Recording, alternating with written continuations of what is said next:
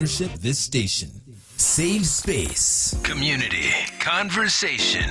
Connection. Save space. With your host, Sincerely Sarita. Right now on WURD Radio. 96.1 FM.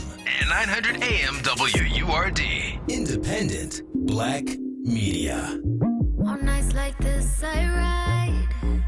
Turn the music up to keep from crying. Wait till that sunshine. Please don't let the darkness keep me low. Halfway to the home base, yeah. Like a field trip, whoa. It's a real trip. And over your head, it's a guilt trip, yeah. To the south side, wow. It's a real trip. It's not a quick trip. It stays with ya. Love taxes, it's a real trip. On nights like this I ride. Turn the music up to keep from crying. Wait till the sunshine. Please don't let the darkness keep me low. Halfway to the home base, yeah. Like a field trip, whoa. It's a real trip. I'm asking who can save me? You can't, baby. You can't, baby. Who can save me? Know that you can't, baby. Hello, loves. You are tuned in to WURD Radio. This is Save Space, and I'm your host, Sincerely Sarita. Today is Wednesday, April 7th, 2021. A perfect day to turn our intentions into action through conversation. Shout out to all the folks who are ready to do just that. Those of you who are tuned in on 96.1 FM and 900 AM, streaming WURD TV on WURDradio.com, Facebook Live, YouTube, and Twitch, and of course, everyone who is listening in crystal clear on the free WURD app, which is available in the Apple app and Google Play stores. If you are tuned in on WURD TV via Facebook Live, you already know the deal. Tap the share button, start a watch party, invite your folks to join us, because we're not just here to save space. We are all the way okay with taking up and owning some too. All right, especially in these internet streets. And there are a few things buzzing there, right? So the first I'm going to start with is actually a film that I'm actually still in the process of watching, which is Netflix's Concrete Cowboys, right? Based on Fletcher Street Urban Riding Club, or I should say loosely based upon the Fletcher Street Urban Riding Club. The Black-owned horse riding club in North Philly has now, following the release of the Netflix premiere, it has tripled its fundraising efforts. And, you know, at this point, as of yesterday, they brought in more than $150,000 as of yesterday afternoon, right? And so not only did this film help to raise awareness about the gentrification that's happening specifically in North Philly, and also just the level of involvement of city politics in the Fletcher Street Urban Riding Club, but it's really just those folks to Urban Cowboys, right? And what that culture has not only contributed to the story of Philadelphia, but to our community. And so the proceeds from the fundraiser, according to Blavity.com, are going to be used to care for the horses, for the stables, and it is said to also going to help finance a documentary that will be produced in collaboration with the nonprofit. So this crowdfunding campaign really alleviates some of the financial stress that the founder, Ellis Farrell, who has paid for many of the Fletcher Street Urban Riding Club's expenses out of pocket. This will alleviate some of those expenses. So, you know, definitely some good things happening. And we know that art can spark activism, right? Art can influence folks to take action, to help, to step up, to step in, to show up, to do all of those things. So shout out to folks who have been contributing to that GoFundMe. If you have any interest, I will be sure to share that link over on our Facebook live stream. I am dropping that right now as we speak. I went in and checked today. They're currently at $167,300 167, yeah, a little over $167,000. Their goal was $100,000. So by all means, they've exceeded the goal, but folks are still giving because they're also still just now coming across the Concrete Cowboys film, right? So shout out to those of you who have contributed. You are making a difference. And on their GoFundMe, they make sure to note that, you know, they understand that the film Concrete Cowboy is being released to the public on Netflix, but that they really want folks to understand that their goal is to promote horse riding as an activity for what they identify as inner city Black youth, and it has been in existence since 2004. So since the filming of the movie began, Fletcher Street Urban Riding Club has been concerned, they say, that some portrayals depicted in the movie are based on the club, although there has been no such attribution.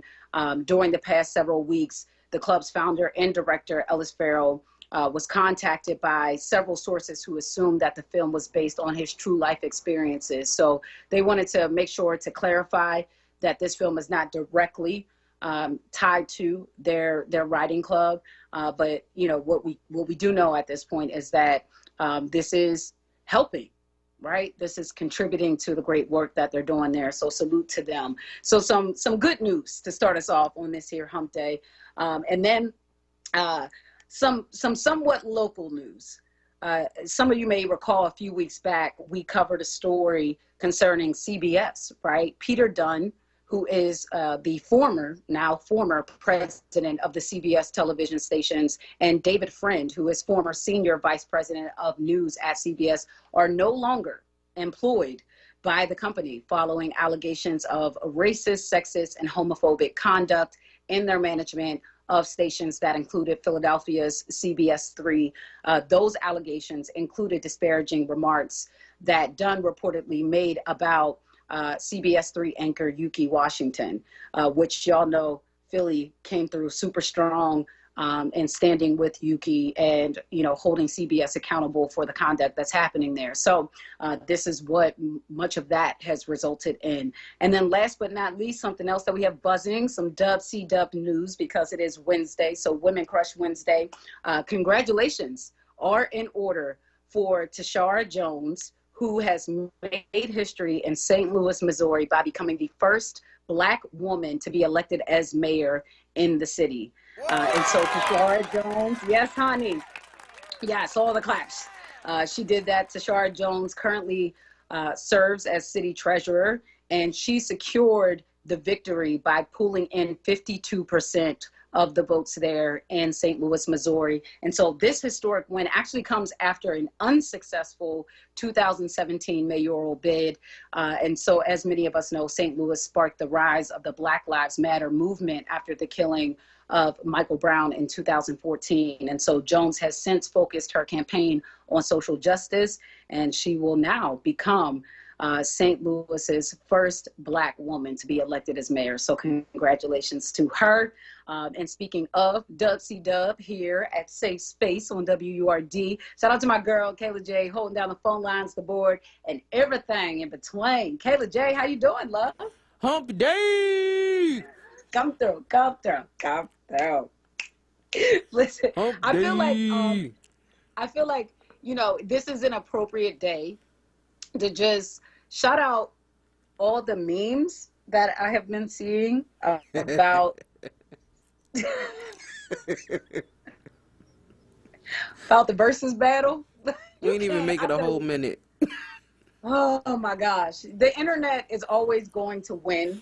I just think on so many levels, it's just, you can't beat the outrageousness that the internet has.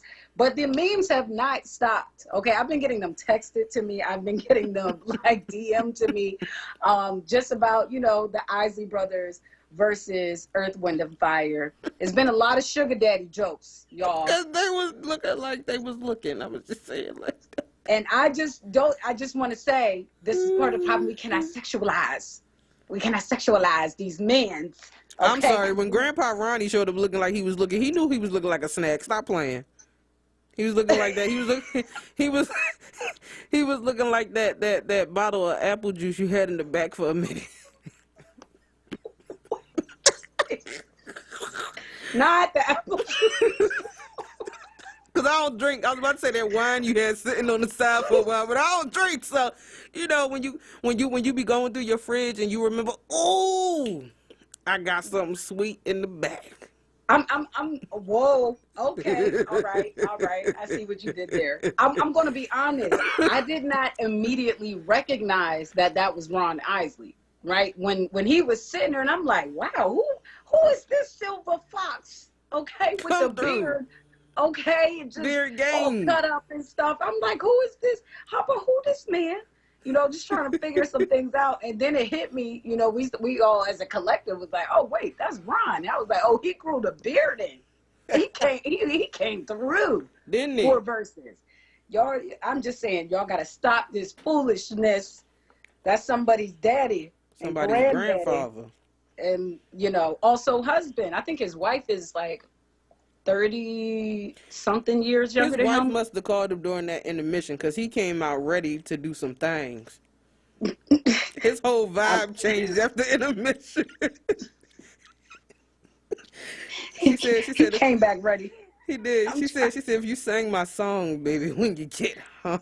He said, I mean, he was in his own zone for a minute there. Yeah, I just shout out to the Isley brothers. Shout out to Earth, Wind, and Fire. Again, if you haven't had the chance to check out the Versus battle, please do. There are some other great ones that are coming up. The next one this month is going to take place on 4/20. Yes, that is a holiday for many folks out here, right? 4/20, and so in honor of 4/20, they are going to have, I believe, Method Man and Redman that are hosting.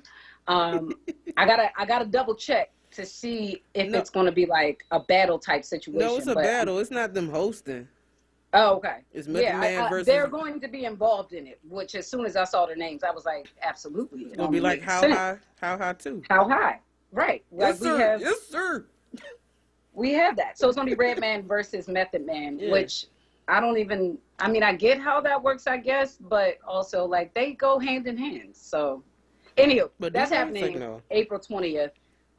Versus has been making a lot of waves too, by the way. I know they partnered with Peloton recently. So for all the Peloton users out there, you can watch Versus now on your Peloton.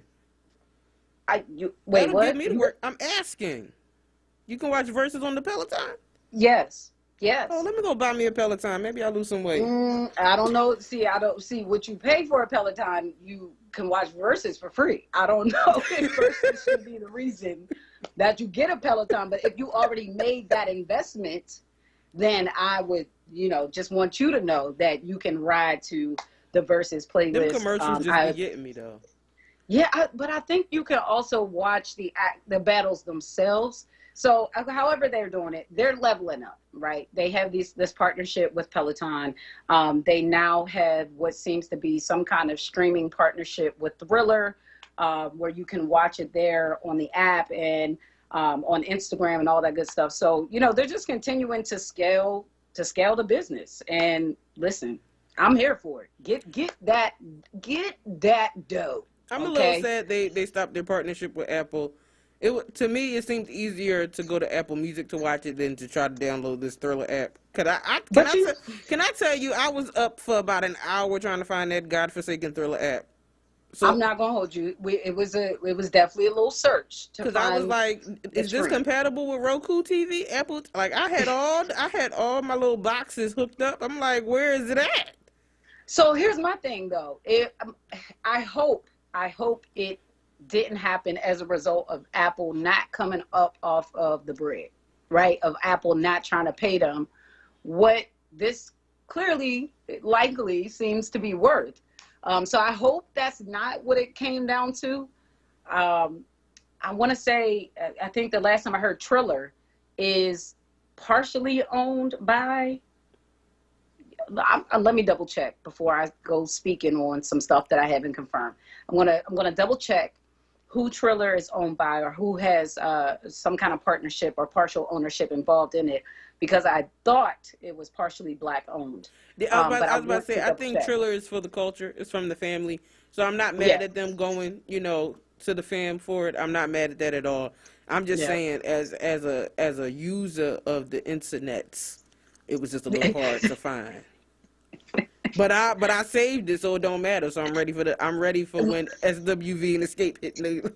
Ooh, it's coming, and I'm so ready. I'm so ready for that, y'all. It's gonna be a good time. I really believe that music just saved us in the midst of this pandemic. I think it really has been a saving grace for a lot of folks as we've navigated this. And I was just having this conversation. Actually, we got to get ready to go to break, but I was just having this conversation with Babe because we were talking about the 25-year-old young man who was gunned down in Old City, right? Shot 25 plus times. Which quite frankly, just the way that it sounds, multiple individuals jumping out of the van, running up on him, shooting him 25 plus times, very much to me sounds like this was very intentional, a hit of some sort. I'm not really sure, but we were talking about that and just exploring, the toll that the pandemic has taken on society.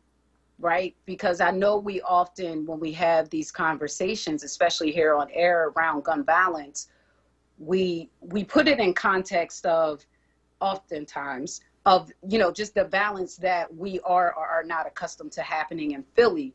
And I think we have to be careful with that we have to keep the reality that we are in the midst of a pandemic at the center of this. Right? At the center of the conversation. Gun violence is not just up in Philly. I think the last statistic I saw, it's like up 33% in major cities across America, right? And so you think you have had folks who have been literally having to sit indoors for the past year, not really able to do anything.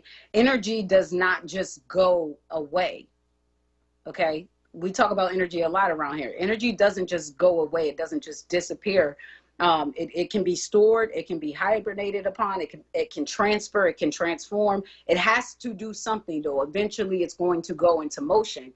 And so with that reality, and then you start adding on all these different layers of, whether it's young people, you're not in school anymore, you don't have social interactions, which I think we're starting to see like that really.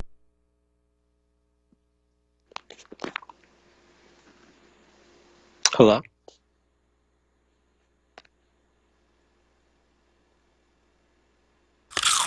Okay, Her's new fire potato chips and cheese curls, they are spicy.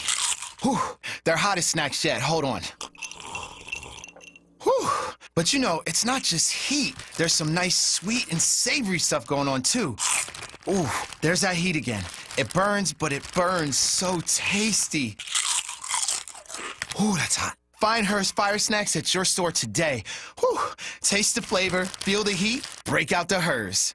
The Germantown Friends School mission begins with a commitment to community and to the belief that academic achievement is in itself not enough. Inspired by Quaker values, GFS encourages students in preschool through grade 12 to see the world as theirs to experience, to understand, to create, and to change. Learn more about the GFS academic, arts, and athletics programs at their upcoming virtual open house, Friday, April 16th, 9 a.m. Register now at germantownfriends.org/admissions. WURD Radio congratulates the winner of the 2021 Level Up Contest. Hot off the press. This year's Level Up winner is Anissa Smith of the Black Food and Dessert Expo. As the winner, the Black Food and Dessert Expo will receive a marketing package valued at $5,000, which includes a 4WURD small business membership, advertising on WURD Radio, an on-air interview, social media outreach, website acknowledgement, membership to the African American Chamber of Commerce and the Chamber of Commerce for Greater Philadelphia, access to a workshop at the Business Center, and recognition on our partner stations, WVON in Chicago and KJLH in in Los Angeles. Learn more about the Black Food and Dessert Expo by visiting WURDradio.com and clicking the Level Up banner. WURD Radio would like to thank everyone who nominated a company or participated in the 2021 Level Up contest. An honorable mention to our 2 runner-up finalists, Dr. Helena Fontes of the New View Institute and Antoinette Coward Gilmore of Dance for Nia. Be sure to support Black women-owned businesses throughout the city. Special thanks to our sponsors, Bank of America, Comcast, Pico, Keystone First, Jefferson University, and Jefferson Health, along with our supporters, the Business Center, the African American Chamber, and the Philadelphia Chamber of Commerce. I'm Henry Louis Gates Jr. We are people of resilience. No matter what happens, we fight through the pain. We protect our traditions. We uphold our excellence. So let's protect our lives. With vaccines, we can trust. We can do this. To learn more about COVID-19 vaccines, visit cdc.gov/coronavirus. Brought to you by the U.S. Department of Health and Human Services. Save Space with Sincerely Sarita. Right now on WURD Radio. 96.1 FM and 900 AM WURD. Independent Black Media. I just gotta know. I've been trying to make it happen, but you always take it slow. And if you don't wanna love me, maybe you should let me go. I'm so sick of all these labels, I can do it on my own. Hey, you, what's on your mind?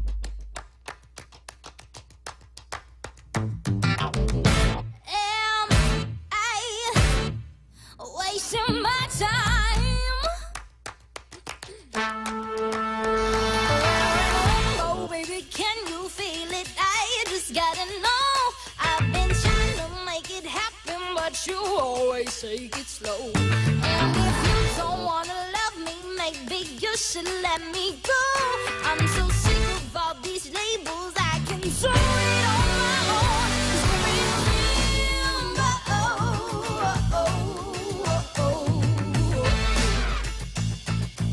baby, don't you know?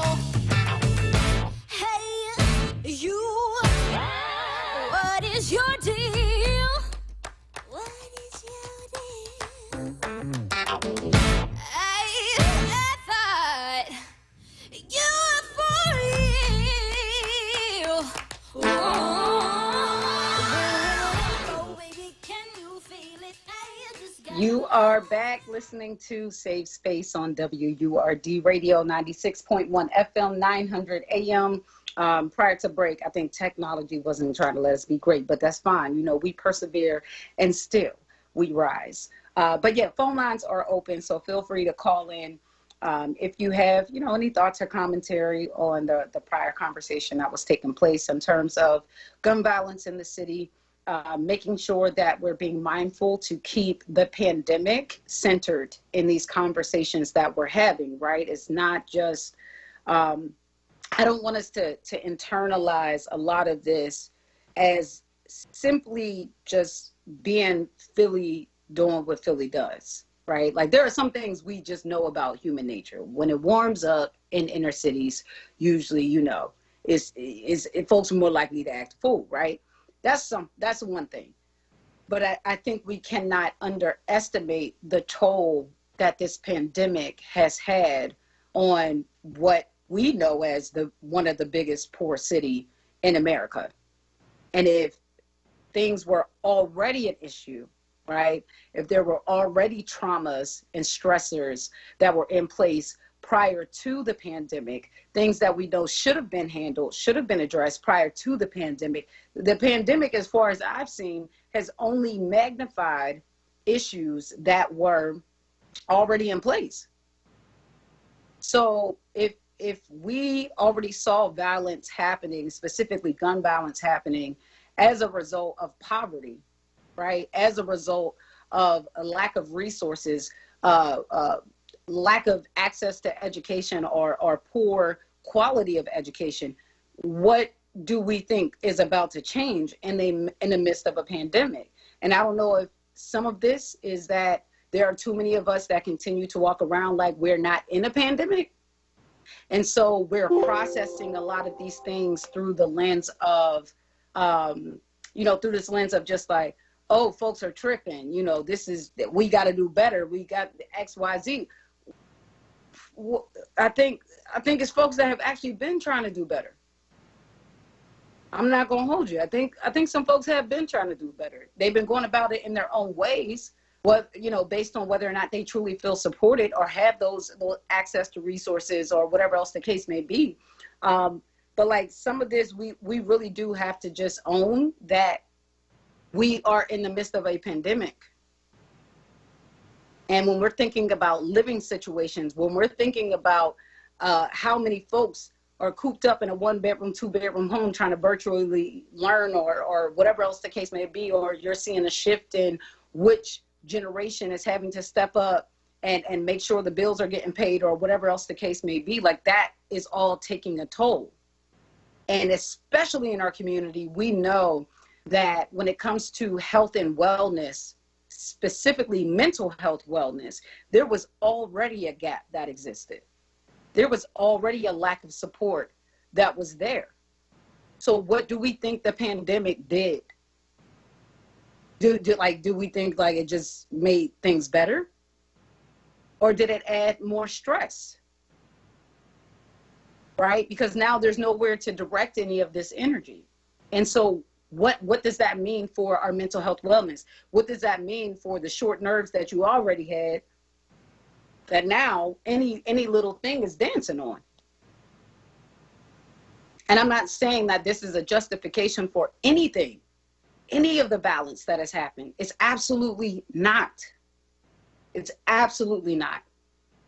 But what I am saying is to deny that this is not one of the greatest factors is to be completely ignorant to what was already here before this pandemic hit and what has just been amplified or magnified as a result of it. And so for that, yeah, we gotta go back to the source. We gotta go back to how is the money being distributed? We gotta go back to what are the policies that are in place that made the issues prior to the pandemic possible and did not really make a lot of them better following the fact. Why is that the case? How many meetings are we going to have about gun violence before you actually fix the real issues, which are job opportunities, education, better education system, better support in our educational institutions, like all of these other things? What are we tossing the money at to fix the problems? But you can call in 215-634-8065. You can also call in toll free 866-361-0900. Again, both of those numbers 215-634-8065. Let me make sure I'm sorry, y'all. I was double checking something. And 866-361-0900. I want to bring on our first guest, and I didn't even tell him yet, but I was talking him up last week because we had a guest on who I have to connect him with. Joining us is Tauheed Chappelle, manager of the Free Press, founder of the Can-Atlantic Conference, and also a cannabis patient, joining us to not only catch up on the latest as it pertains to cannabis legalization, right, that kind of news, but to also take a moment and share a bit of his journey and learning about his familial history. And I saw him share a bit of this on Instagram and was super intrigued and just appreciated that level of transparency and sharing that journey. So with that said, Tauheed, thank you so much for joining us, love. How are you? Well, what a wonderful introduction. Thank you so much for hyping me. I appreciate it. I'm doing okay. Listen, every day I'm just happy, blessed, finding those silver linings. Every day I'm thankful and lucky. I'm getting my vaccine this Saturday, so that's going to be a heavy weight lifted off my shoulders when I can get that. So I'm happy now. I'm finding some peace. Yeah. So can you share a bit? You mentioned that that was something that has kind of been heavy on your shoulders in terms of getting the vaccine. Why for you has that maybe been a heavier burden than others to bear? Listen, you were literally talking about it. I was nodding my head so hard because you were literally talking about it before I came on. But like, you know, it's just it's difficult to see how much pain and suffering and it's just hard to watch. It's hard to read, and we're watching it, we're witnessing it, we're impacted by it directly. It's just been a very hard year, and you know, for me personally, you know, I have something called ulcerative colitis, which is an autoimmune deficiency disorder. I am basically suppressing my own immune system because my immune system sometimes, you know, looks at bacteria and thinks it's bad bacteria and decides to attack it, and it causes all sorts of ulcers and inflammation in my stomach and all that. And it's not a great condition, let me just say. So, you know, being in that high-risk category, you know, I don't have the ability to be outside and be in crowds and just be near people. Like I'm super, super, super cautious. So it's just been hard being cooped up and trying to be as safe as possible. And you know, you had mentioned watching people kind of disregard some of the safety that, you know, I think we should all be still adhering to, and seeing people do that just blatantly. It's been very difficult to watch that. Yeah. And I appreciate, you know, the transparency and sharing a bit of what this past year has been like for you. So that kind of brings me to the activism work that you do, whether it's through journalism or just through, you know, telling your own story, which you just shared a bit about. So let's talk a bit about the past year and more so looking at it through the lens of, you know, whether there has been progression or not when it comes to the legalization of cannabis and the way that folks view it as a supportive mechanism or tool in terms of, you know, healing, like being this kind of medicinal use. What are some of the things that are some of the changes, if any, that you've seen take place over the past year when it comes to folks' view of the medicinal use of cannabis, otherwise known, depending on who you are, marijuana, Mary Jane, the list goes on, okay? Just so we're all on the same page. All sorts of names for it. Yes, you know, part of the silver lining that I had mentioned, you know, this all comes into play. You know, being a cannabis patient, I've been involved in the cannabis space as a patient for almost a decade, and, you know, seeing how conversations around the plant's use for medicinal purposes, for holistic purposes, has been uplifting. More people are starting to recognize that this plant has always been a medicine. This plant, for hundreds of years, has always been used in some sort of medicinal, if not religious, use.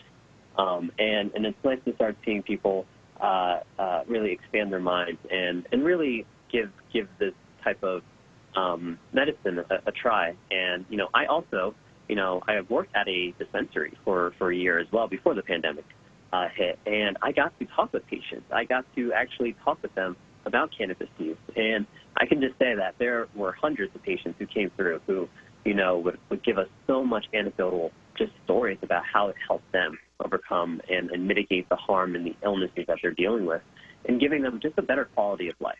Right? And so, you know, that's always been a great thing to see. And we've seen that happen because those conversations have turned into real-world implications. We've seen the expansion of marijuana legalization across the country, right? Like the most recent legalization efforts have happened in Virginia, in New Jersey, and in New York. All three states have legalized cannabis for adult use.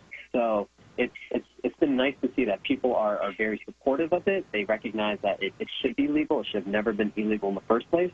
And we're having more conversations about the benefits and the positivity it can bring to people. Yeah.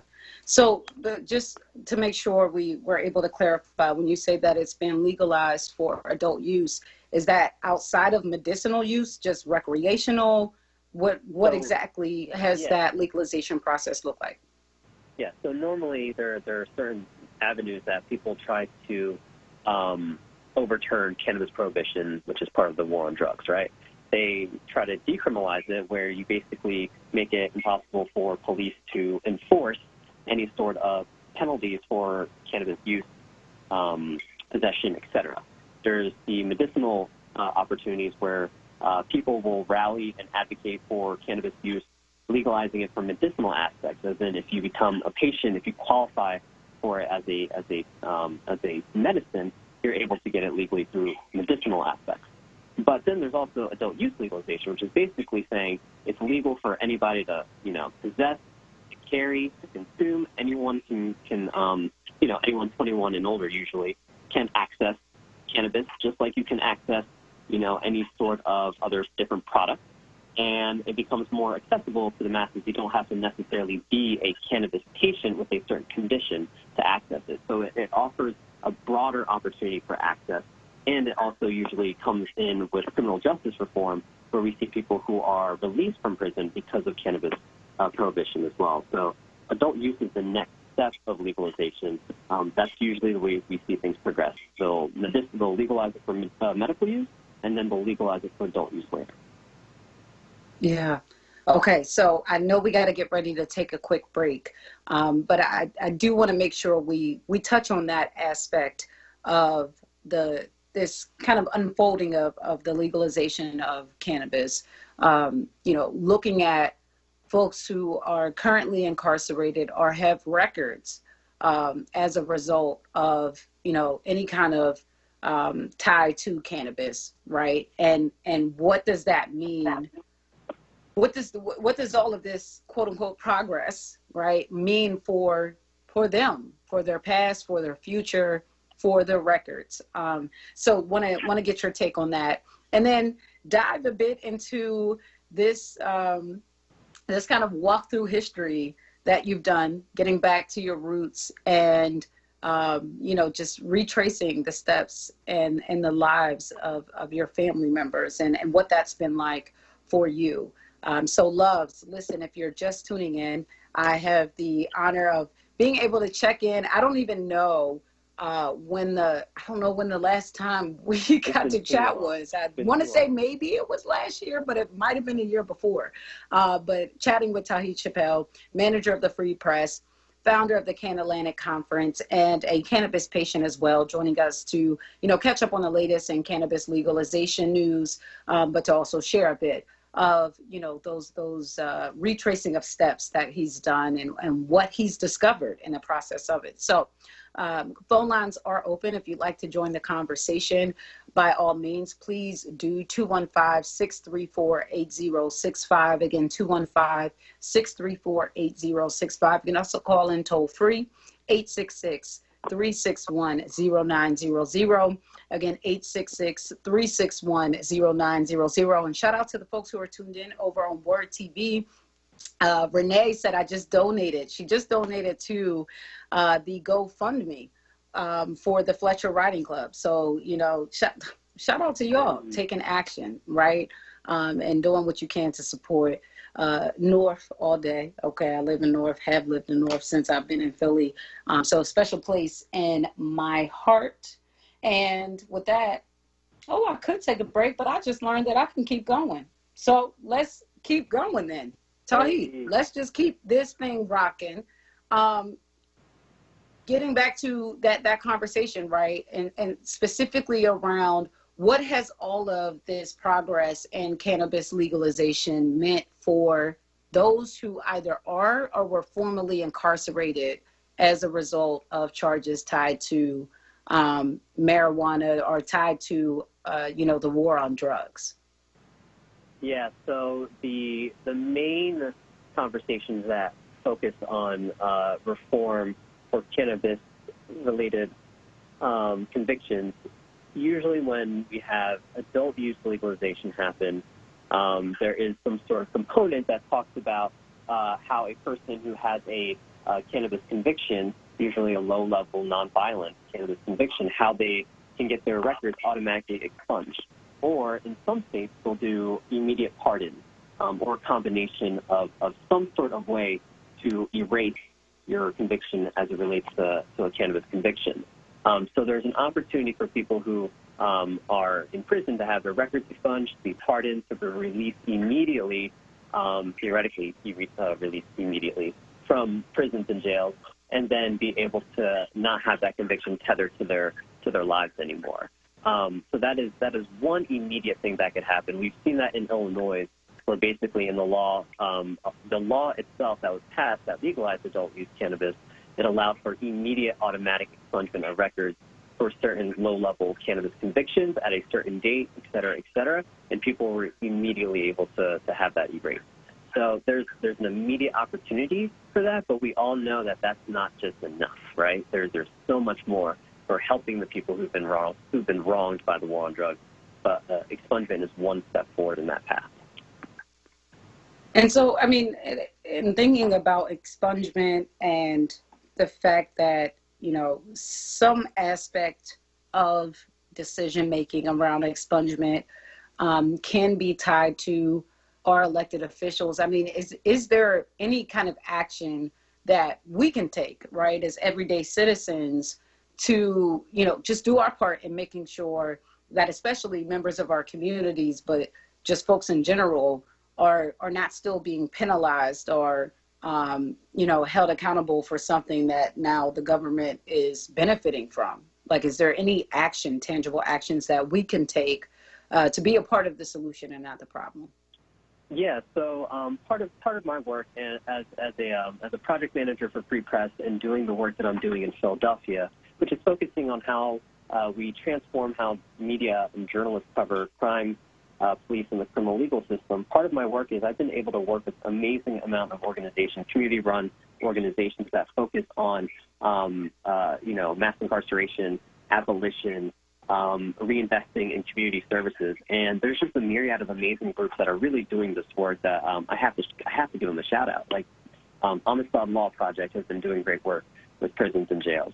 Reclaim Philly has their Mass Liberation Task Force, which also talks about releasing people from prison and jails. We have the Youth Art Self-Empowerment Project, which works with youth and incarceration around youth. And then we have Black and Brown Coalition, which focuses on media justice and justice around housing and mass incarceration. And those are just, you know, just a few of the organizations. The Philly Bail Fund works in that space as well. So there's plenty of organizations for people to get involved in. And I think in a place like Philly, we could always use more people in this fight. Yeah, absolutely. Absolutely. So thank you for sharing a bit of those organizations. And I'll ask, you know, if we can, we'll follow up on the email via the back end, because if I can, you know, get the full list and names, list of names and websites, and I can share them, you know, in our Facebook live streams or just even on social media, so folks are aware of these organizations and their missions, and, you know, if they want to get behind them, support in some way, definitely want to make sure that they're able to do that. So Tauheed, once again, thank you for that. Want to shift gears a bit, you know, getting into roots. You know, we talk plants and trees, and we are a family like a giant tree, all of those things, right? So you have recently gotten back to, or dug a little deeper into your roots. So can you first share a bit of what kind of motivated you to go on this journey, to dig further into your roots, and what that process looked like for you to learn about, you know, who you are and who you come from? Yeah, so, you know, one thing that I love about cannabis is that it's allowed me to be so curious about history. And what does history tell us, right? And I've always been interested in history and learning about the past, but, you know, ironically, I never really thought about looking at my own history. And so, you know, I didn't really grow up knowing my biological father, who was Black. My mom's Indian, and I didn't grow up learning anything about my Black family tree. And so when I was working at the Washington Post in 2016, we worked on a project called Historically Black, which was basically creating ways for people to share their family heirlooms, their family history, and what Black history meant for them before the African American Museum opened up in D.C. So we did an amazing project around that. And one person had submitted a copy, like a photocopy of their like great-great-great-great-great-grandfather's bill of sale.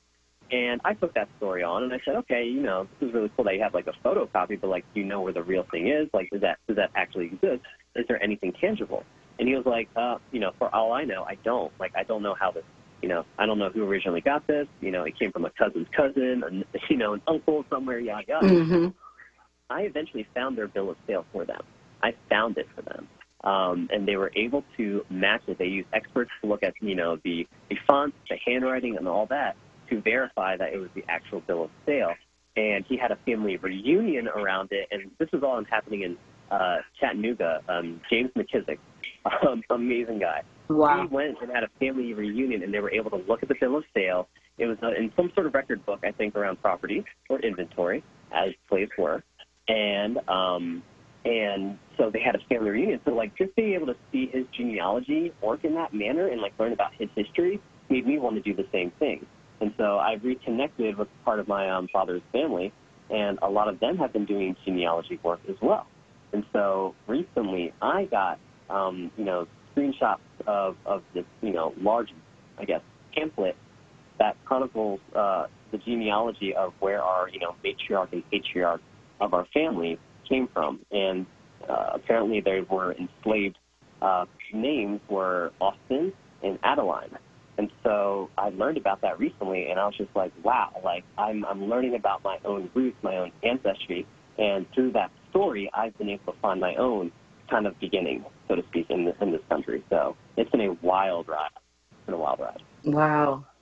And I mean, what has that meant for the way in which you're coming to understand yourself and to understand your place in this world? Because I think we definitely, whether it's, you know, in public spaces or in private spaces in our community, you know, had those conversations about the impact of being in some way, shape, or form ripped from our roots, right? And not really even, you know, having knowledge of enough knowledge, I'll say, of who we are and who we come from, where we come from. You know, even down to our last names, right? That many of our last names are not associated with, you know, our actual family lineage, but are the slave ownership, right? And so what has that kind of, you know, meant to you in your understanding of yourself in the world? And I mean, was there anything in particular that you learned about your ancestors that, you know, maybe was just insightful or interesting to you? Yeah, so, you know, for me, it draws power and strength knowing that, you know, just knowing the impact that my family has had on this country. You know, our family was used for capitalism. We were exploited. And you know, knowing that there is quite a large sum of debt to be owed to all Black people in this country, you know, it just empowers me to understand that, you know, we have a lot to fight for, to reclaim, and to be given what's owed to us, right? And it also made me acknowledge that, you know, we need to have open conversations around generational trauma, right? Like, even if you do not come from, you know, a family that was enslaved or your family immigrated, if you are a person of color in this country, it's very likely we go through exploitation and trauma. And how is that passed down in our own lineage, in our own bloodline, right? And so it's made me kind of recognize that, you know, therapy is good, addressing mental health is good, and having those, you know, deep conversations with family members to try to identify things that may be troubling. So it's been a good grounding sense, and I recommend anyone who's, you know, never really thought about where you've come from to start with that work. You know, look into genealogy, look around and see what's out there, because you never know what you'll find. And I think some of this history, while you know, traumatic and hard to swallow sometimes, you can remind yourself that you and your family have persevered for so long, and you know, that's a lot. That says a lot. Yeah. Well, listen, I know we have to get ready to let you go, but so thankful to you for not only joining us, but for sharing a bit of, you know, that journey to learn more about your familial ancestry, and keeping us updated, having a pulse on the latest in cannabis legalization. Loves, I've been chatting with Tauheed Chappelle, and Tauheed, I want you to definitely let folks know how they can continue to follow you and the work that you're doing. I also am going to follow up to put you on to Jam Brew Ferments. That is the name of the company. It's Jam Brew Ferments, and they produce. It's a Black-owned kombucha company here in Philly, and so the owner is a young Black gentleman, Jamar Jalal. And they have this upcoming campaign this month that is focused on raising awareness around the impact of cannabis in terms of, penalizations, legal penalizations, and all of that good stuff. And so instantly when, he and I were chatting and I'm learning more, you came to mind, and I'm just like, I think you all could possibly connect. And I don't know, there seems to be some synergy that could be there. So I'll make sure I send that info over to you and connect you to. But for folks who want to, make sure they follow you, please let them know how they can do so on social media or via email, whichever works best for you. I've been told that this is a soft flex, but really it's the best way to do it is if you just Google me, I will show up on social media, for better or worse. Tauhid, last name Chappelle, like Dave, without the E at the end. That's the best way to spell it. And my Twitter and Instagram will pop up.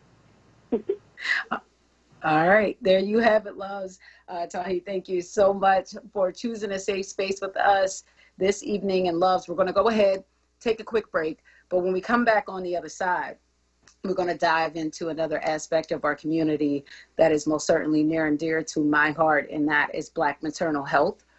Black Maternal Health Week takes place April 11th through 17th. And so Portia Holland, who is the founder of Reclaim Black Motherhood, will join us to discuss the Maternal Wellness Village and upcoming events that are happening in honor of Black Maternal Health Week. So make sure you stay tuned to Safe Space right here on WURD Radio, 96.1 FM, 900 AM. I'm your host, sincerely, Sarita.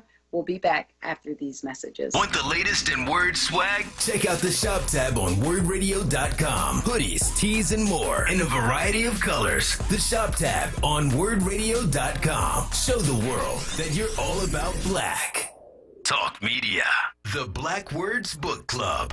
Word Radio's new monthly conversation on books that explore the African American experience through social, economic, and environmental justice issues. Tune in the second Tuesday of every month on Evening Words with Nick Taliaferro, 4 p.m. till 7 p.m. For April, Word Radio is partnering with the Free Library of Philadelphia and showcasing their pick for its annual citywide reading program, One Book, One Philadelphia, entitled The Tradition by Jericho Brown. Be sure to listen live, as Nick Taliaferro will hold a contest for a giveaway book bundle that consists of 4 titles from Kensington's Defina's Authors of Color's newest release. Don't miss it. Tuesday, April 13th on Evening Words with Nick Taliaferro. Attention for Word members. Get your copy and receive a 20% discount when you purchase at Harriet's Bookstore or Hakeem's Bookstore. For more information on the Black Words Book Club, visit wordradio.com. The Black Words Book Club is sponsored by Defina. Defina is an imprint of Kensington Publishing Corporation, America's independent publisher, concentrating on authors of color. If you haven't had the privilege to use ACAP's products, treat yourself. We made it easy for you to shop for good quality essential products with the help of local businesses such as cultural stores, convenience stores, gas stations, and local supermarkets. ACAPs, servicing the community since 1969. The Word Radio newsletter, keeping you informed, engaged, and connected. Sign up by visiting wordradio.com. Scroll to the bottom of the page and type your email address under Connect with Us. You'll receive the latest information on Word Radio, messages from our president and CEO, Sarah Lomax Reese, exclusive articles and multimedia content, and resources. Stay informed with the Word Radio newsletter. COVID vaccines are here, and black physicians and scientists helped to develop them. So I feel good about getting the vaccine. And with new forms of the virus now spreading, I know we need to keep up everything we're already doing. Masking up, keeping that 6-foot distance, and avoiding crowds. COVID's been doubly tough on us, so let's double down to take it down. We can do this. Learn more about getting the vaccine and slowing the spread at cdc.gov/coronavirus. Brought to you by the U.S. Department of Health and Human Services. This is WURD Radio. 96.1 FM. And 900 AM WURD Philadelphia. Black Talk Media. Grab your mic. It's time for Kayla J's Karaoke Song of the Day.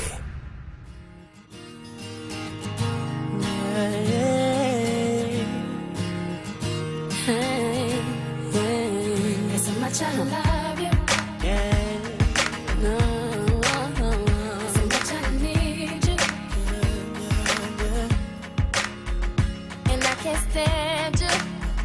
Must everything you do make me wanna smile. Can I not like you for a while?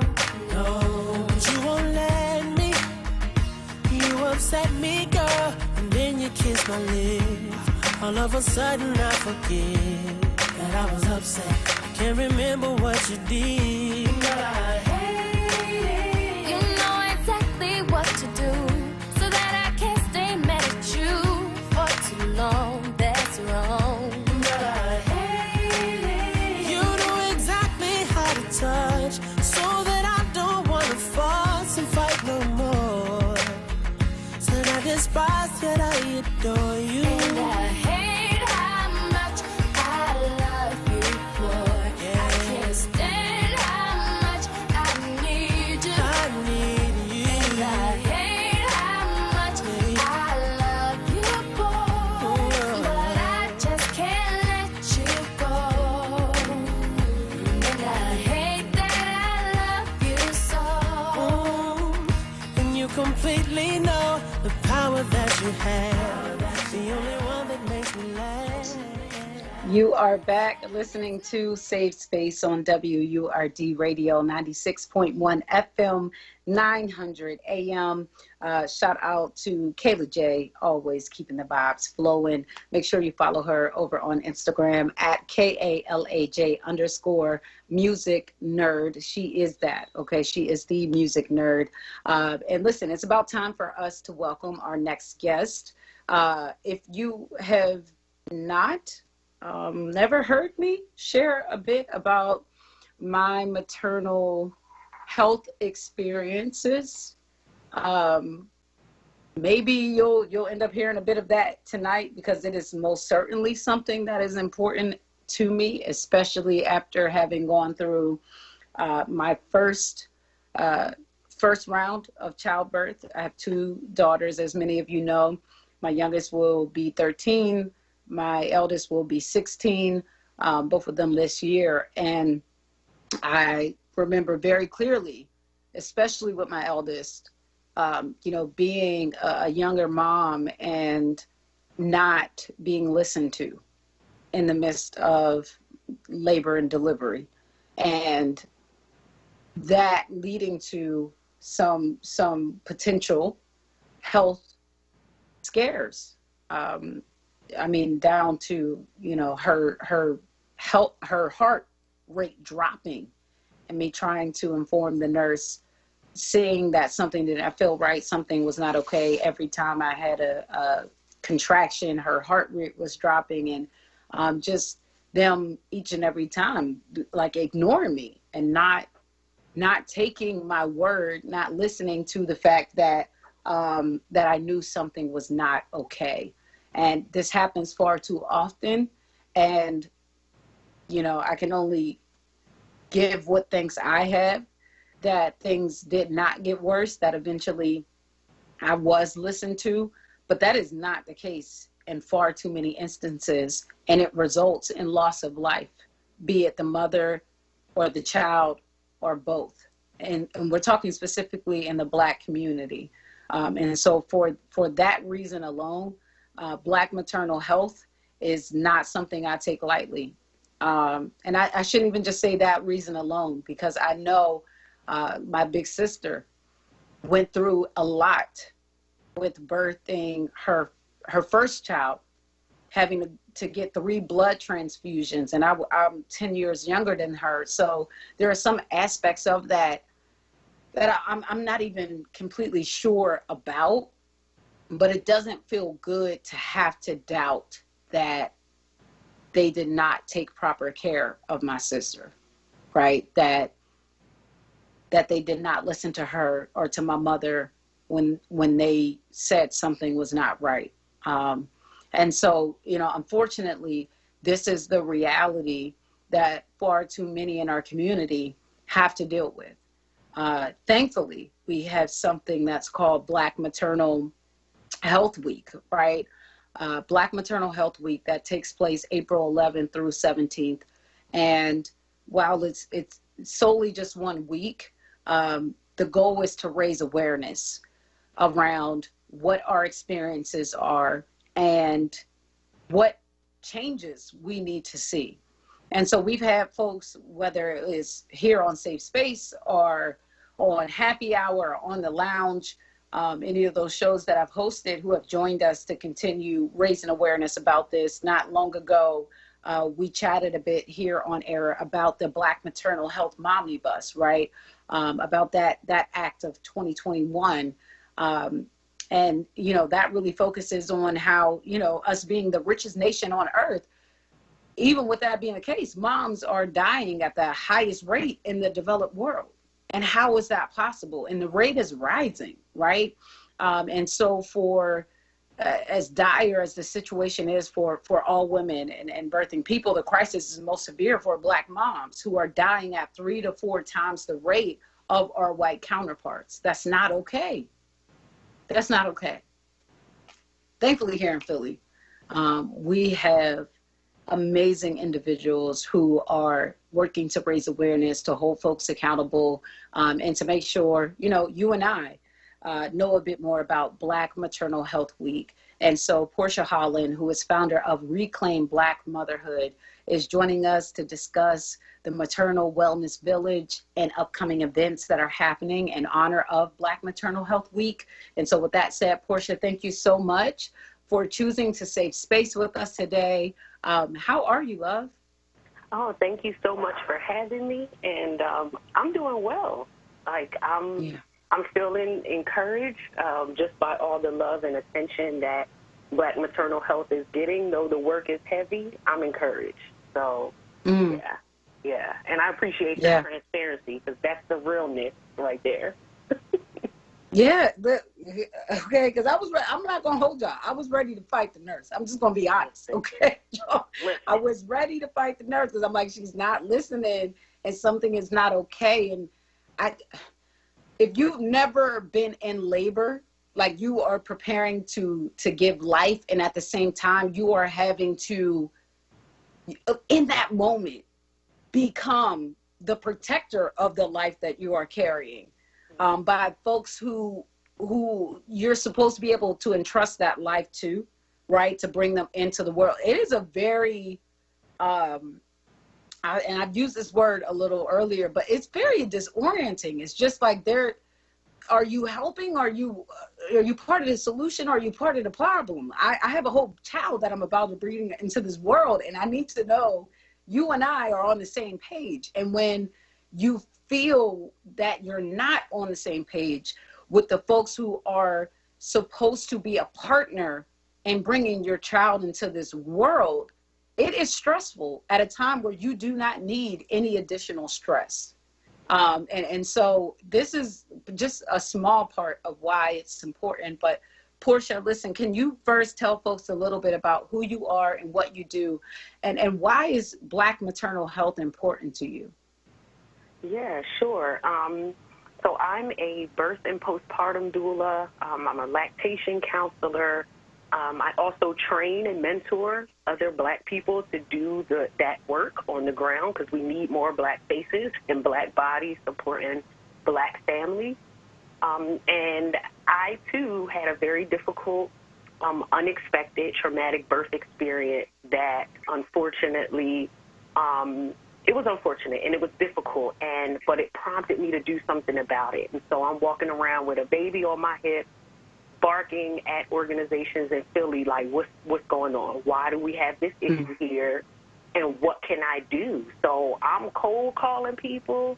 I landed at Maternity Care Coalition, which a lot of people may know about, doing work in the community for years around families. And I now work there, but at the time I was trained as a breastfeeding peer counselor and a doula, and I just immediately started taking on clients, started doing the work with my baby in my hand. And so though I was going through my own recovery around birth trauma is real, and we need to acknowledge that. And so I was working through that at the same time and came across Salima McNeil, who was the founder of Oshun Family Center, which curates the Maternal Wellness Village. And 2019, so 2 years ago, it was crazy in social media, an image popped up 2 years ago that I had hosted an event, and it was like crickets in Philly. I'm like, Black maternal health is an issue. Where are all the major organizations in Philly sponsoring events, bringing awareness, working towards policy change? So I'm a newbie in this work, and I'm pissed. And so I had a home visiting nurse at the time, Nurse Family Partnership. I hit up my nurse, who was white, a white woman that stood with me, and I'm like, I need some help. And she's like, let me go to the Powers, and they sponsored, paid for everything, an event, so that I could launch and do something around bringing Black moms together for a safe space. It was an intergenerational event. Man, it was beautiful. Like, it was amazing, and that was one of maybe 3 Black Maternal Health Week events happening in Philly. And I'm just the type of person that's like, I'm not going to wait on anybody big, wait on these big checks. We know how to movement build in Philly. We know how to start revolutions. We riot. We do things. We make stuff happen. And so if it's not in place, I'm finna do it. And I say finna because I've been in the South for a minute, but I'm finna do it. So listen, we did it, and now 2 years later, as a founding member of the Maternal Wellness Village, we curate Philadelphia's Black Maternal Health Week events, and this is our 2nd annual that is coming up next week. So I'm just excited to see how things have grown and to be a part of movement building in our city, because it's necessary, because too many folks is dying. I'm sick of these hashtags, so we got to do something about it. Absolutely. So there are 2 things that kind of just my soul latched onto. Okay, so the first being birth trauma, and like putting some language understanding around, like, what is that? What does that mean for folks who have birthed, have not birthed, right? Like, wanting to help bridge that gap in understanding. And then, just recognizing this point and the importance of allies. Okay, like, y'all, sometimes the folks that can help, especially when it comes to funding and things like that, they don't necessarily look like you and I. That does not mean that they cannot play a role in helping to get the ball rolling. Yeah. And so I want to first, Portia, let's talk about birth trauma. What is that? What does that mean? And what can it look like? And it's so interesting to be having this conversation with you today, because I believe that was yesterday. I was just talking with another guest who started, she's a Black woman. She started a stationery company called The Paper Life after dealing with, or I should say experiencing postpartum depression. And it got really intense, really dark for her. And so this ended up becoming a way for her to not only heal, but to help others heal. But that postpartum depression was very real for her. And so, I don't count it as coincidence that this conversation is continuing to like build and to unfold. So when you say birth trauma, what does that mean? What does that look like? Yeah, absolutely. So a lot of times we think about trauma being physical. So we have hospitals with trauma centers. And so if someone's in a bad car accident or a wreck, they're going to that trauma center. But not only can trauma be physical, it can be emotional, it can be psychological, so it can play a role in our emotions and in our mental health.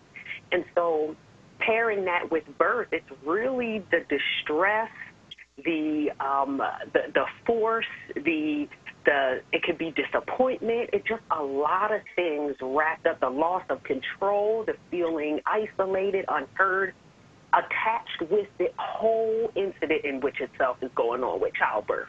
It could be the whole entire process or an isolated incident related to that childbirth experience. And it may not even be that it was like I lost all this blood and had to have 5 transfusions, or I blacked out and didn't know what was going on, or I had surgery and I felt it the whole entire time. You should not feel every inkling of your surgery. The anesthesiologist is doing something wrong. But it can also play into what happens afterwards, how you feel afterwards, how you process afterwards.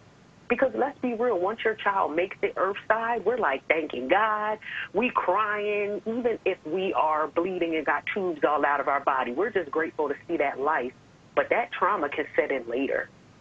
That realization, that understanding can set in later. The same thing if you're in an abusive relationship or have had a traumatic loss, maybe a natural disaster, all that's going on with COVID, and you could lose 5 family members within a month. That's trauma, but you might not see it manifest until some time later. And so similarly, that's what birth trauma looks like.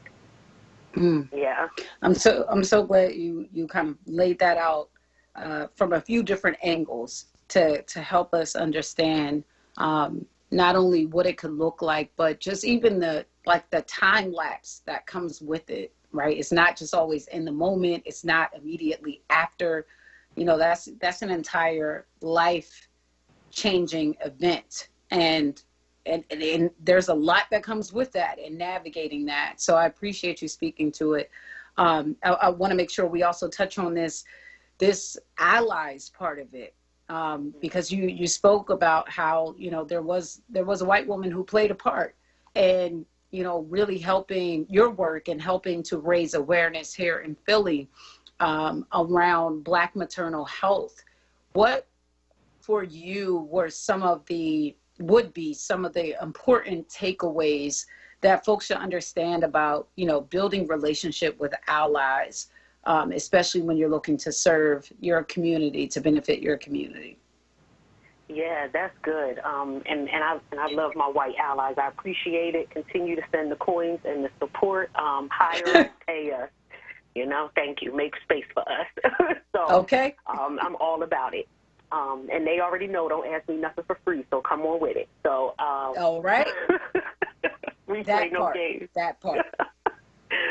But one of the things that I would say is that I think a lot of times as Black folks, we try to make sure everyone fully understands, grasps, and is behind our mission. And so I would encourage people to think wisely about who you want to rock with you because they follow the mission versus who maybe can spread some connections or spread some coins or spread your name in a certain place. Not everyone is catching or picking up what we're putting down, and that's fine. But just like people in our own personal community, some folks are there to give you $20. Some folks are there to pat you on the back. Some folks are there to open a door and make a connection so you can move forward.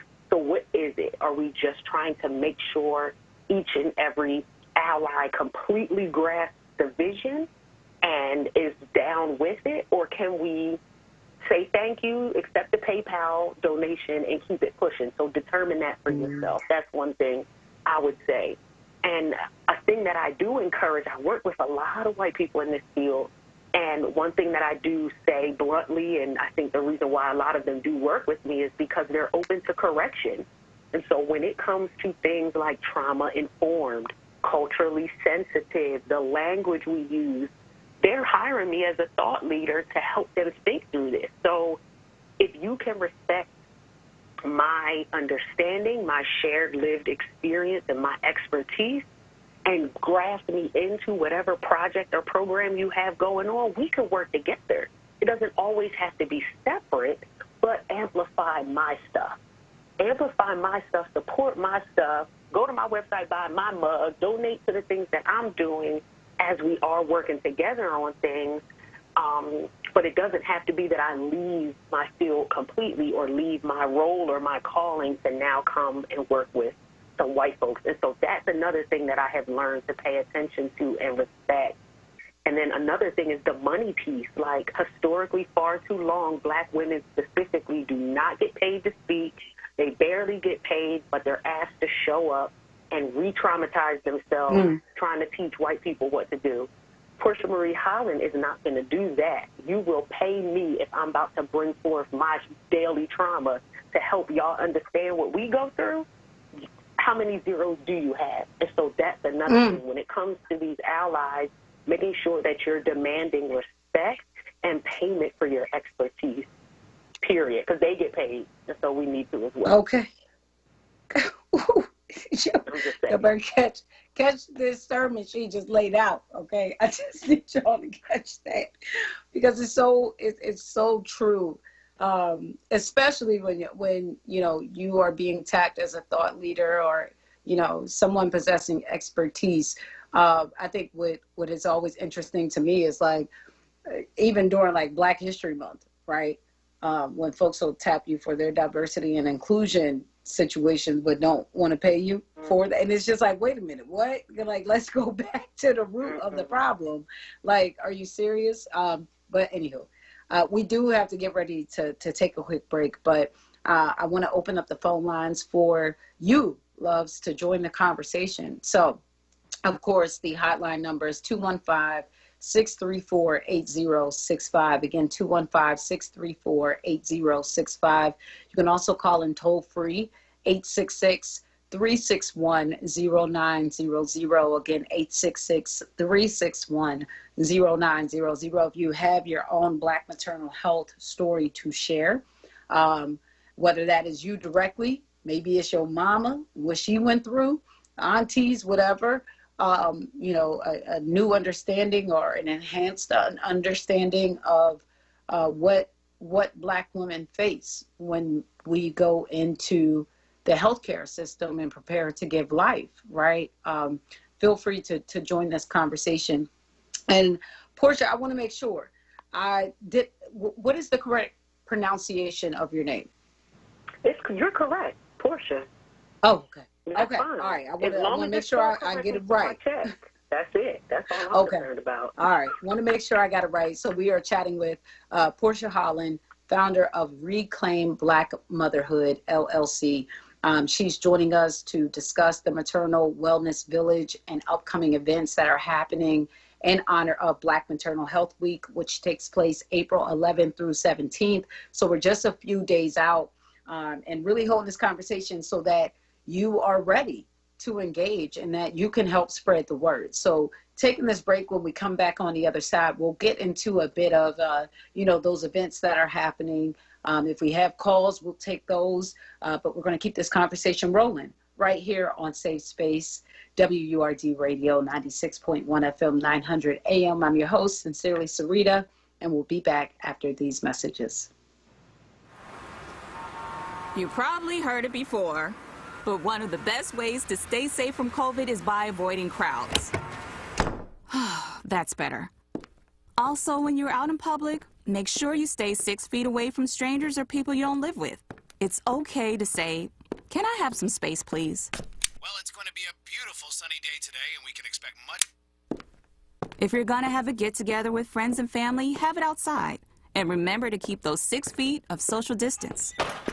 And last but not least, wear a mask that covers your nose and mouth with no gaps. They slow the spread of COVID or new forms of the virus called variants. And make sure you get your vaccine when it's your turn. We're all out here trying our best, and it's making a difference. We just gotta keep it up. We can do this. To learn more about slowing the spread, visit cdc.gov/coronavirus. Brought to you by the U.S. Department of Health and Human Services. This is not a fad for us. We will not resume our regular programming when things die down. We're not black to help our bottom line or because it's politically correct. We're not joining a fight. This has been our fight, our message, our people. Black lives have always mattered here. We are Undeniably, indefatigably, unapologetically, permanently Black Talk Media. WURD.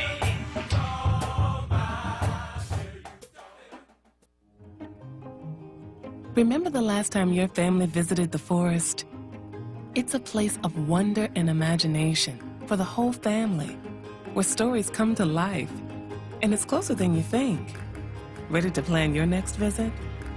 Make the forest part of your story today at a local park near you, or find one at discovertheforest.org. Brought to you by the United States Forest Service and the Ad Council. Save Space with Sincerely Sarita. Sincerely Sarita. Right now on WURD Radio.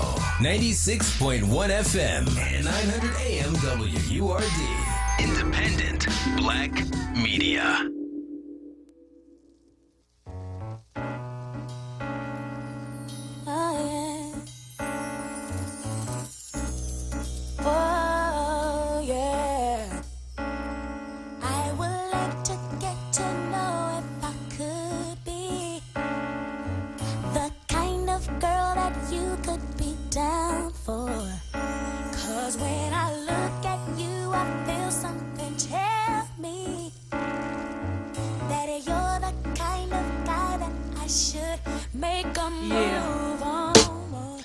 Exotic with the melodic tune. I get hypnotic with the moon, but you got to put me down soon. I flip a sideshow if you come my way. Up, down, and around, even sideways. I'm about as ready as the light can get. We can go all out. I ain't afraid of the sweat, but yet I bet you got the techniques to freak a girl inside out. What's that all about? Can I have some of that? You gotta put me on. Word around town is your 9 men strong. I wanna be put on in the worst way. Since the first day, I think it was a Thursday. You be that brother that I wanna sink my teeth in.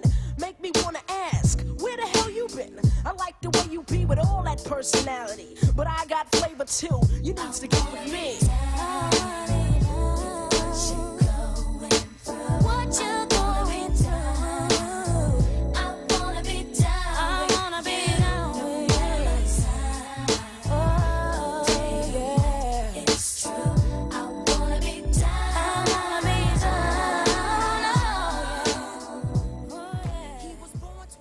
down. You are back listening to Save Space on WURD Radio 96.1 FM 900 AM. I have been chatting with Portia Holland, founder of Reclaim Black Motherhood. We're holding this conversation in honor of Black Maternal Health Week, which is coming up April 11th through 17th. Portia is a doula, a breastfeeding counselor, a Black maternal health thought leader. And we are so very thankful to have her joining us today. As many of you all know, if you've been an avid listener of the show, we've covered the Momnibus Act, right, of 2021. That act focuses on Black maternal health. And to kind of put it in summary, it touches everything from social detriments of health, community-based organizations, providing funding to them, studying the unique maternal health risk facing pregnant and postpartum veterans. It also focuses on growing and diversifying the perinatal workforce, improving data collection processes and quality measures to better understand the causes of the maternal health crisis in the U.S. that we are experiencing in this moment. It also is intended to support moms with maternal mental health conditions and substance use disorders or challenges. They're looking to improve maternal health care and support for incarcerated moms. They're looking to invest in digital tools like telehealth to improve maternal health outcomes. The list goes on, and it includes, I think we need to make sure we note, the unique risk for and effects of COVID-19 during and after pregnancy. So this also goes into maternal vaccinations to protect the health and safety of moms and babies. So all of these different things, the Momnibus Act of 2021 is intended to answer, to help to support in some way, shape, or form. It is supported, it's endorsed, I should say, by more than 190 organizations across the U.S. We have, of course, many co-sponsors in the House of Representatives. Y'all can Google that to get into who they are, what their platforms are, all of that. But for right now, I want to jump back into this conversation with Portia because, Portia, one of the things that you spoke to was, your concern with, just the awareness or lack thereof here in Philly at the particular point in time that, you were really stepping into this from the role of an advocate and activist and a thought leader. So what are your thoughts on how our elected officials have responded to, and that's if you feel that they have, I don't want to assume that, but responded to the Black maternal health crisis, especially like over the last 1 to 3 years, I guess I would say, to give it a fair enough time frame. No, that's fair. So I would say there has been some increased attention, right, in the last few years. And I think that's because we're making more noise and also because reports have been coming out from the Department of Public Health about our particular stat here. So when that last report came out, I think a lot of people were like, oh, these Black folks ain't lying. Like, this is real. We're dealing with maternal mortality, which is the death related to, and then morbidity, which is severe distress or injury or near misses. So we've had some issues, some real issues here being reported, but then we realized there's gaps in the reporting. And so there have been several hearings over the last few years amongst city council, people paying attention to things being raised. There was some work in progress last year before COVID where we were going to go for Black Maternal Health Week to Harrisburg and bring some more of these issues up. And we were preparing to speak heavily about some of these things. And so there is some movement building happening amongst elected officials, some more awareness and conversations that are happening. Could there stand to be more? Absolutely. Absolutely. Are there some folks that have gotten it and that are rocking with us and that are supporting us as Black folks organizing on the ground and other organizations that are bringing it to the table? Yes, there are. And so Representative Morgan Cephas is one that has become very much so enlightened as to what is going on and has taken a personal special interest and vetted interest and support to bring forth our particular causes and concerns in the state of Pennsylvania related to the Omnibus Act, but also particularly to what's happening here in Pennsylvania around coverage for some of these cares, support expanding postpartum time, so that's relating to jobs and people working and making sure folks have what they need, and then also continue protection for breastfeeding. And so I think COVID has put a little bit of a wrench in some of this, some of our plans and some of our hopes, but we're continuing to press forward, and that's why some things around policy will be coming up during Black Maternal Health Week, and we will be expressing and continuing to have conversation about that. Yeah, absolutely. So let's talk a bit about, Black Maternal Health Week. In simplest terms, what is it? What's the focus of it? And what do we need to know about how we can get involved throughout the week, how we can learn more, how we can play a part in being agents of the solution and not the problem? Yes, absolutely. So as you spoke to a little bit, Black Maternal Health Week is definitely about raising awareness. It's also celebration. It's also observation and remembrance, too, because we do this because there have been unfortunate issues and losses. And so not only do we speak about it, but we want to provide safe spaces for people to share, to process, to feel heard, but we also want to push and promote action. So it's a little bit of everything. Celebration, we're observing, we're doing action, we're building community. It's like a big Black maternal health cookout, like where it's a little bit of everything. You know what I'm saying? Somebody going to be crying. Somebody going to be encouraging you. Somebody going to be giving you a gift. Like, it's just a little bit of everything. And so it's happening nationwide. And a lot of people are joining together thanks to Black Mamas Matter, spearheading and moving the needle with this. But folks are celebrating all over the country. And so particularly here in Philadelphia with the Maternal Wellness Village, we have expanded our reach throughout the state of Pennsylvania to offer our events and to push things that are happening statewide, since we're now virtual with our events this year. And so please, folks, connect with us, Maternal Wellness Village 2020.eventbrite.com, so you can see our event listing.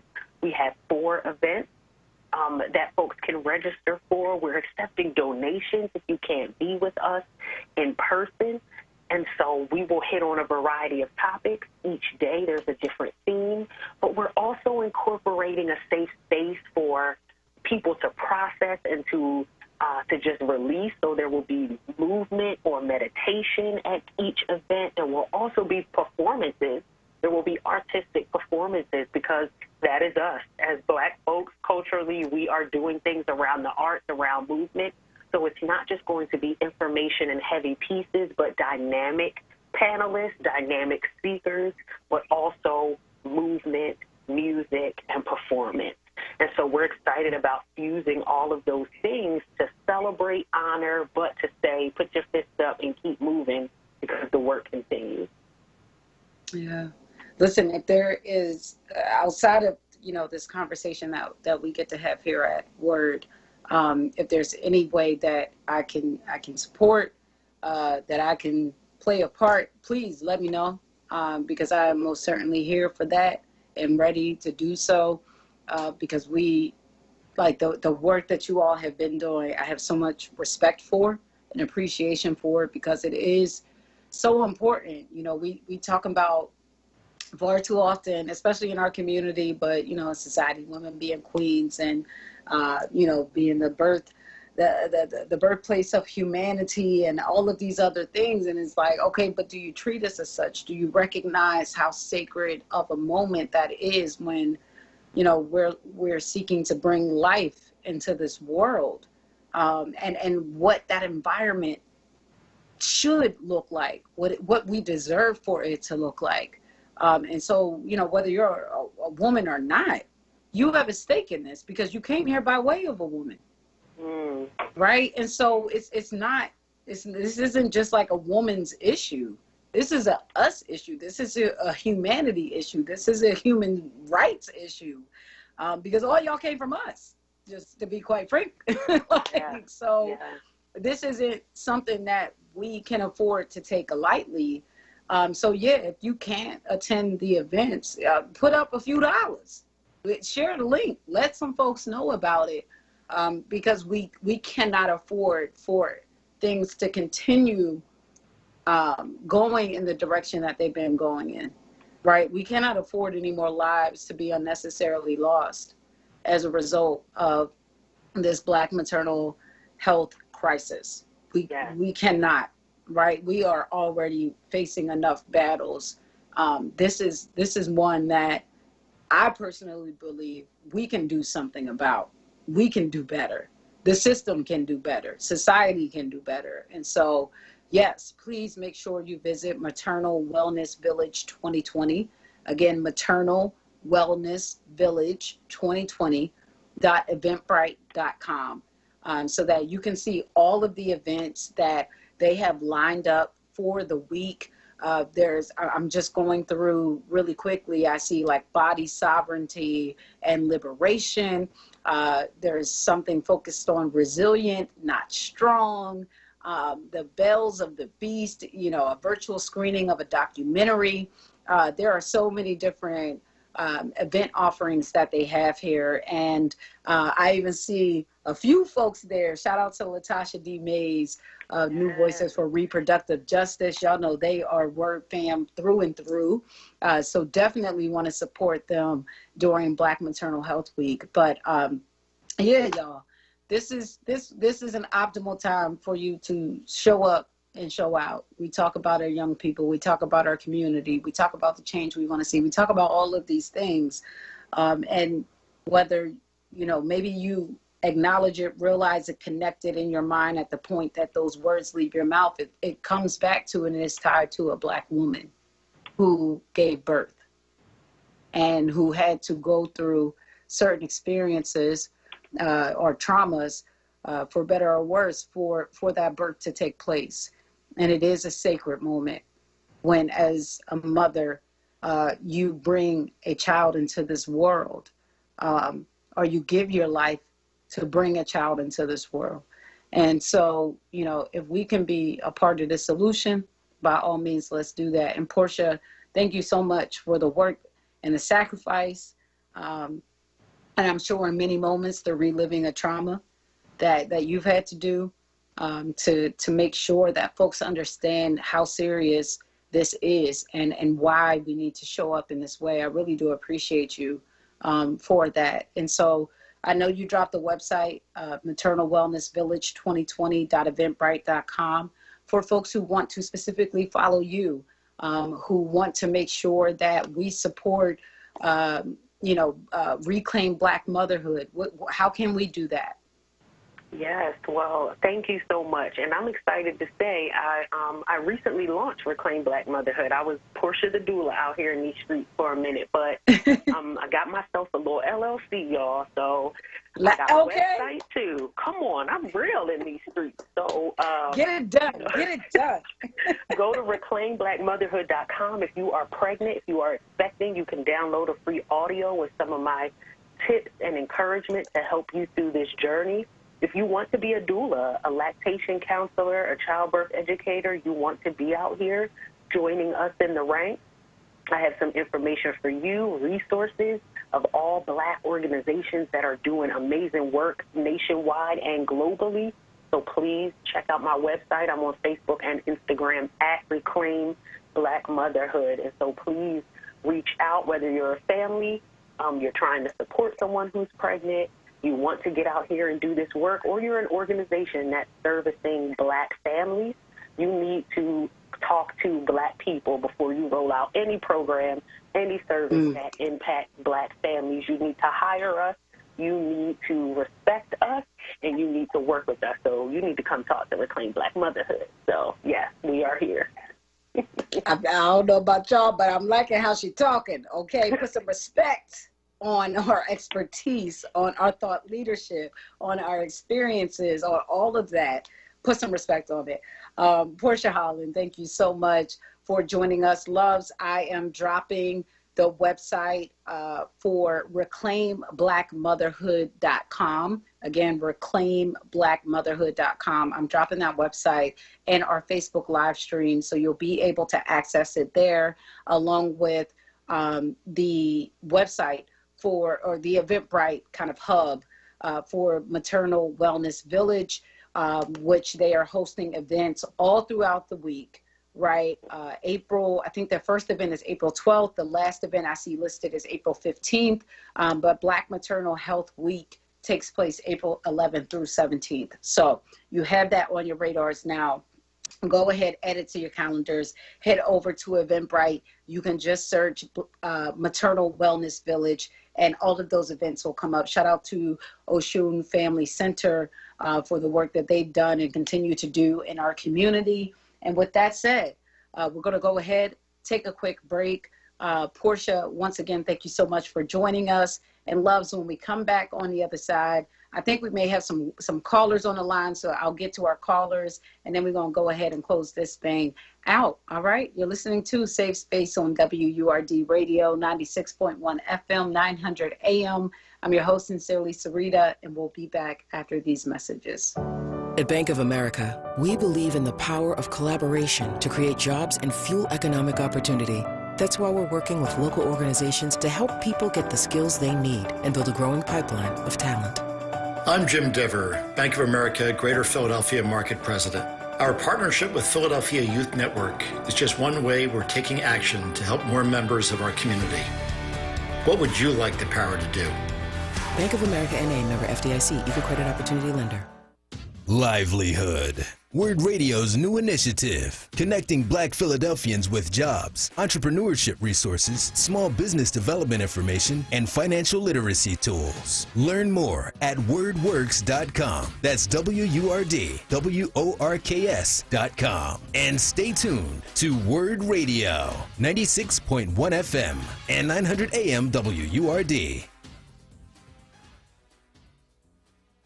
We are people of resilience, so let's protect our lives with vaccines we can trust. We can do this. To learn more about COVID-19 vaccines, visit cdc.gov/coronavirus. Brought to you by the U.S. Department of Health and Human Services.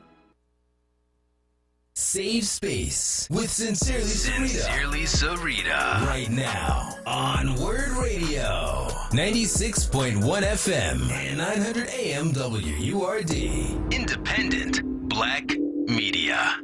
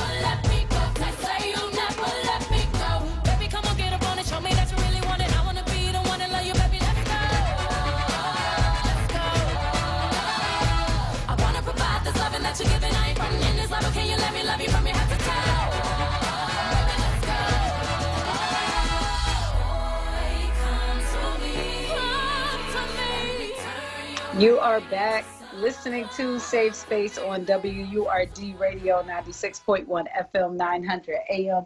I'll tell you one thing, that is a song that will get me going, honey. Like you play that at the event, at the party, whatever it may be. I'm on the dance floor, okay? Just so we're clear. It's going down.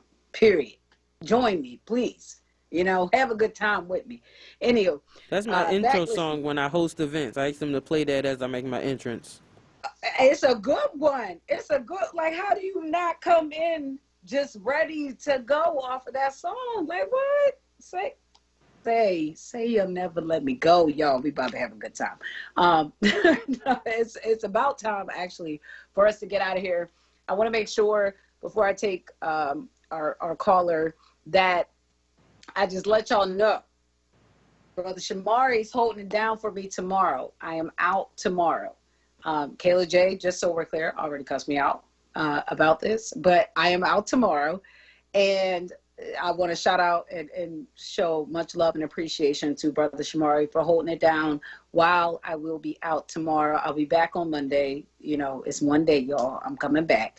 We're going to keep this thing rocking and rolling, but much love and appreciation to Brother Shamari, to also, you know, Tiff, who they've held it down anytime, which is quite frankly very rare that I'm out.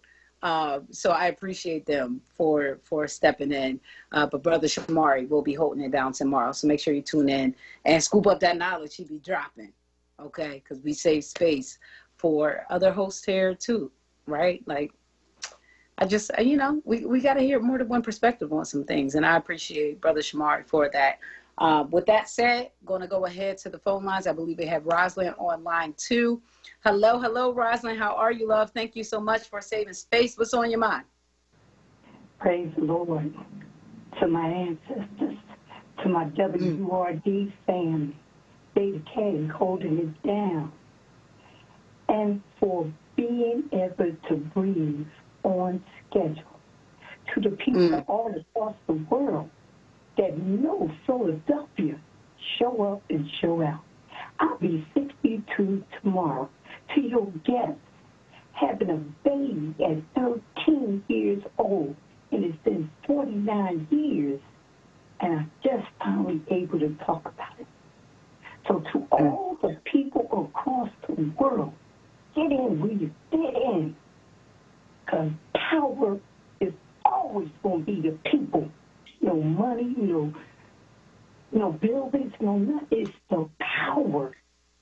Come out, stand up, take back your family and your village. Don't be afraid of Kobe, but stay protected, because it's in the word of Almighty God. Many religions, one God, many colors, and same blood. And I thank God this is my new family. Just keep me in prayer. And yeah, absolutely. Miss Rosalind. First you gotta say an early happy birthday to you. And I hope and pray that it's one of your best ones yet. And when I say one, I mean like this year, this chapter of your life, it's one of the best ones that you experienced yet. That is one of healing. That is one of restoration. That is one of confirmation and affirmation and who you are and what you've been put here to do and accomplish, not just for yourself, but for your family and for our community. And, absolutely giving total appreciation and love for you being a part of the WURD family. So it is still Aries season. Shout out to the Aries, who are out there with y'all selves, y'all amazing, beautiful selves. Taurus season soon come. I just hope y'all ready.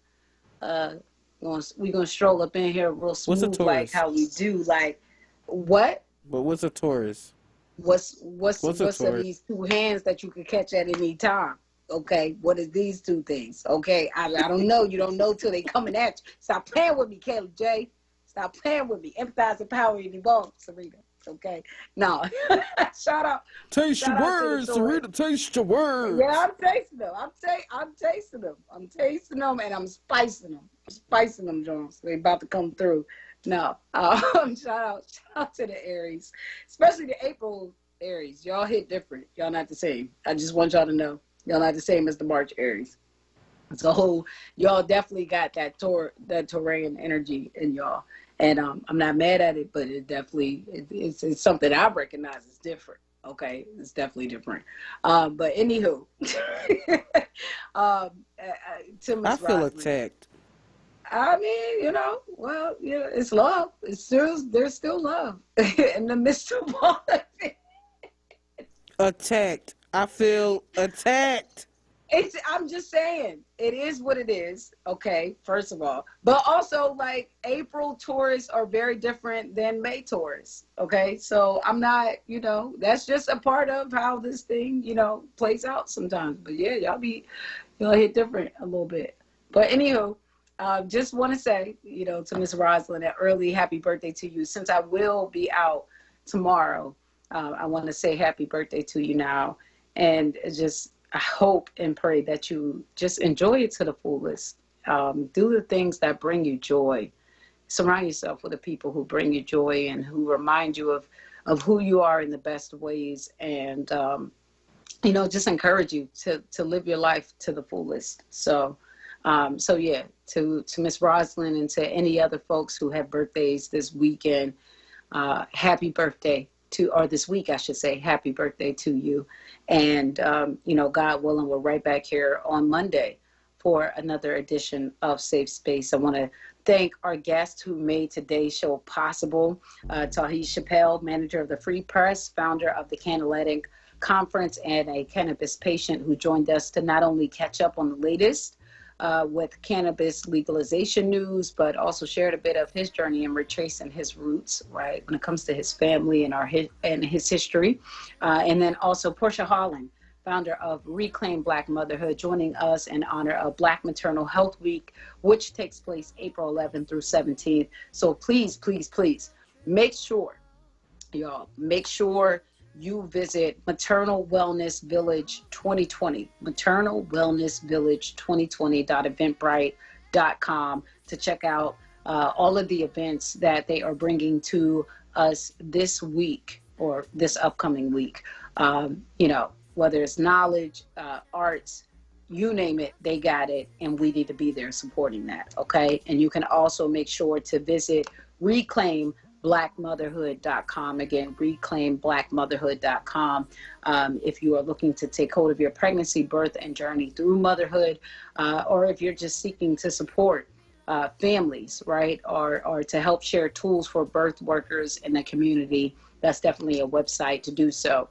And with that said, shout out to Kayla J, holding down the phone lines, the board, and everything in between. She'll be doing so tomorrow with Brother Shamari, so make sure you tune in.